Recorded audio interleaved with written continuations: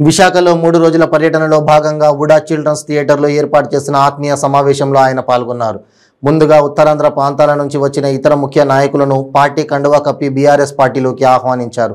అనంతరం ఆయన మాట్లాడుతూ గత కొద్ది సంవత్సరాలుగా ఆంధ్రాలో జరుగుతున్న రాజకీయ పరిణామాలు నన్ను ఎంతగానో కలిసివేశాయని అన్నారు. కేంద్ర ప్రభుత్వం ఒంటెద్దు పోకడే నిర్ణయాలతో ముందుకు వెళ్తుంటే రాష్ట్ర ప్రభుత్వం కళ్లకు గంతలు కట్టుకుని వ్యవహరిస్తోందని ఆయన అన్నారు. కేంద్ర ప్రభుత్వం తీసుకున్న నిర్ణయాలపై రాష్ట్ర ప్రభుత్వం ఎందుకు నోరు మెదపడం లేదని ఆయన ప్రశ్నించారు. ఇక విశాఖ స్టీల్ ప్లాంట్ విషయంలో కేంద్ర ప్రభుత్వం వారికి నచ్చిన వారికి కట్టబెట్టేందుకు శతవిధాలా ప్రయత్నిస్తుందని, ఎట్టి పరిస్థితుల్లో విశాఖ స్టీల్ ప్లాంట్ను ప్రైవేట్ పరం కాకుండా అడ్డుకొని తీరుతామని అన్నారు.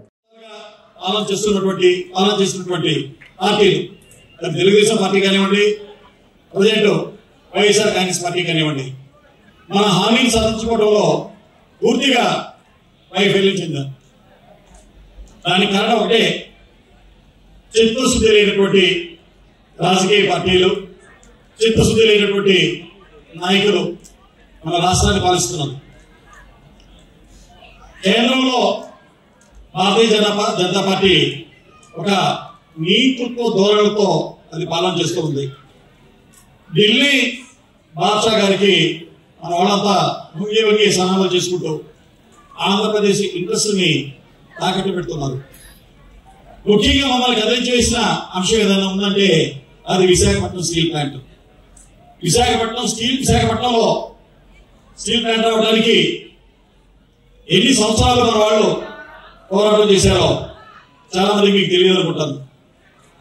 1966 నుంచి 66లో ఎంతో మంది దీని గురించి, ముఖ్యంగా విద్యార్థులు, అన్ని కాలేజీలో విద్యార్థులు, యూనివర్సిటీలో చదివేటువంటి విద్యార్థులు, ప్రజలు మొత్తం రాష్ట్రం మొత్తం అంటే ఉమ్మడి ఆంధ్రప్రదేశ్ రాష్ట్రంలో కొన్ని లక్షల మంది, కోట్ల మంది ఈ విశాఖ ఉక్కు ఆంధ్రుల హక్కు అనే ఉద్యమంలో పాల్గొని కేంద్ర ప్రభుత్వం మెడలు వచ్చి అప్పుడు ఉన్నటువంటి ఇందిరాగాంధీ మన ప్రధానమంత్రిగా ఉన్నారు.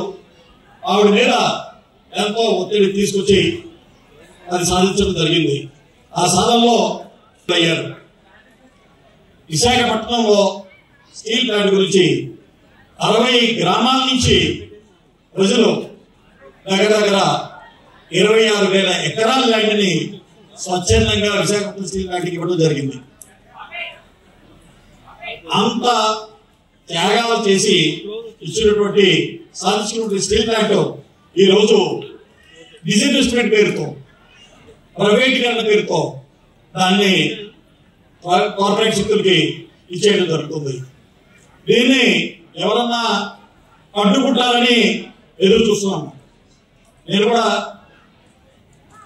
ఈ రాష్ట్రానికి ఒక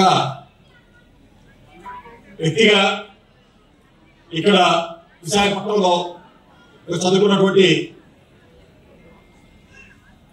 ఒక విద్యార్థిగా ఇక్కడ చదువుకున్నాను. ఇక్కడ ఐఏఎస్కి నేను ఇక్కడి నుంచి సెలెక్ట్ అయ్యాను. ముఖ్యమైనటువంటి వైజాగ్ ఆ టైంలో చూసాము ఈ ఉద్యమం ఎలా జరిగింది.